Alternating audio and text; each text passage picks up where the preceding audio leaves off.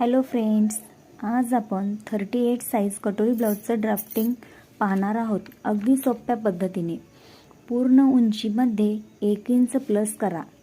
मागील आणि पुढील गळ्यामध्ये अर्धा इंच प्लस करा.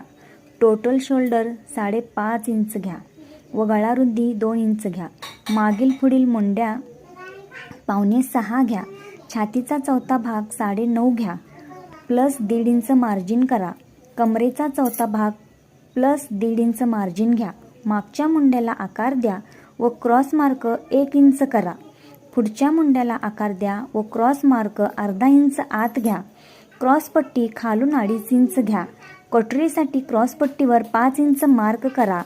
पुढच्या मुंड्यापासून मध्ये 2.5 इंच मार्क करा.